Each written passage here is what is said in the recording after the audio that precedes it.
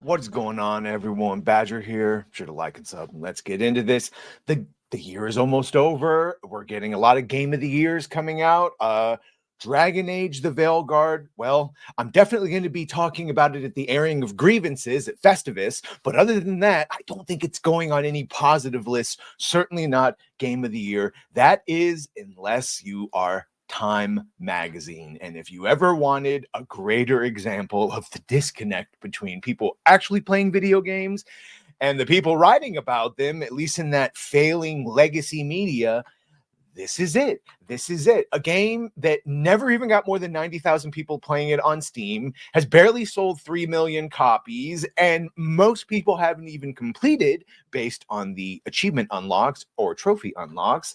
This is the game that Time has named best game of 2024. Shocking, especially when you see some of the others. So here's look at some of these nominees. Balatro, which Irwin won't shut the hell up about. Black Myth Wukong sold 20 million copies, absolutely beloved, flew in the face of any sort of inclusive content. Inclusive content is the new word for woke.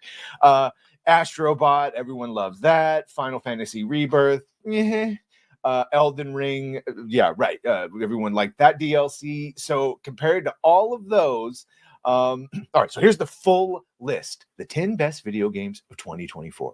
Dragon Age: The Veilguard, Astrobot, Final Fantasy VII Rebirth. Now, I am also meaning to play those. Didn't realize that we're splitting them into 3 games, but you let me know, as aside from this, if I should go back to experience the Final Fantasy story or if it's changed too much and it won't matter, because I never got to play it on PlayStation because Halo, Knights of the Republic, I had an Xbox. Sorry. Okay, Silent Hill 2, Neva, whatever. Alan Wake 2, Night Springs, and The Lake House, which is the 2 DLC, which no one bought.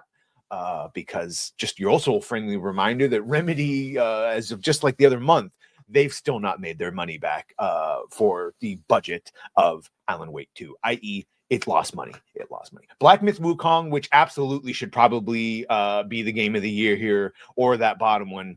We'll talk about that. Star Wars Outlaws. No. In fact, Star Wars Outlaws, we might even do a story. We'll certainly talk about it on stream, where the developers had just released something saying that, hey, there's a mount that no one in the world has unlocked. Then all you have to do is play some side missions, and literally no one in the world has done this. So that's how popular that game is. Lego Horizon Adventures, all right, and Helldivers 2. Obviously, Helldivers 2 had an insane amount of momentum. Rather, they had 500,000 plus people playing at one point. Or going above what a Marvel Rivals has currently. And then, of course, they had that linking of the accounts controversy and Steam not being available in certain areas. Or rather, PlayStation Plus not being available in certain areas. What a controversy. So, yeah, of all of these on this list, I think Black Myth Wukong is the clear winner. But, of course, no. Star Wars Outlaws. Yeah, so here. There are 2 Alan Wake DLCs that share number 6. And yes, of course, that sold horribly. Star Wars Outlaws being on the list, like I said, is insane because it hasn't even sold 2 million copies yet. And as we found out from the boys over there at Ubisoft and Assassin's Creed, they say you need to sell at least 10 million units to like start getting into the range of profitability. Everything else is just recouping loss from your budgets. And yeah, here, these are the people, of course. Number 1, Dragon Age: The Veilguard, the title for BioWare. Oh, and regarding Dragon Age: The Veilguard, Richard Newby wrote for the Times, first, hats off to what has to be the most advanced character creation system ever brought to video games. It's possible to spend hours just fine-tuning the look of your character, of everything from bone structure to tissue placement. Yeah, that's where we got the famed zipper tit scars and Suicide McDougans from Hypnotic over there. Shout out on 75,000 subs. Yeah.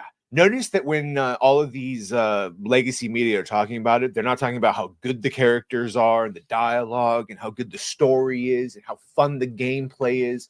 No, they're mentioning the inclusive content. And here we go again. The character creator is also fully inclusive, not only in terms of race, but also gender and its inclusion of take a drink every time they say inclusion. It's inclusion of non-binary pronouns and flexibility with physical characteristics like hairstyles. Because the game even begins, before the game even begins, there's an effort to make the Veilguard feel personally and truly put the gamer behind the character. Thank God someone here saying, damn, you need to fire your gaming journalists because Veilguard flopped harder than Black Adam and had just as much marketing, and you guys ranked it #1. And yeah, and that just goes to show you this is that whole Comicsgate thing of this weird incestuous relationship between the video game industry and those people that they had connections with inside the legacy journey, legacy journalism, gaming journalism, which many of them themselves resented actual gaming and journalists, and were just trying to use it as a springboard to get into politics or whatever. So you got a bunch of people covering a subject that they have no respect for and don't even give a shit about. Where have we heard that before? And yeah, that all leads to this. Look, hey, you almost have 9,000 people in your game right now. Congratulations. They peaked at 89,000 the other month. And yeah, we see in the past 24 hours, they don't get more than 12,000 people. And in a AAA game that took decades to make and hundreds of $millions to make, oh boy, you're in trouble. And to that end, of course, we've seen the game director try and address the backlash and fail. And we've seen the fact that there's going to be no DLC for this game because everyone, God help us, is going over there to do Mass Effect. So, anyway, let me know what you think about all this. Let me know which of those games do you think should have been Game of the Year. And does Time Magazine have any clout left, respectability? I don't know. You let me know. Either way, make sure to like, share, and sub. If you have done that, thank you. If you're going to do that, thank you. And Merry Christmas and Happy Festivus. Well,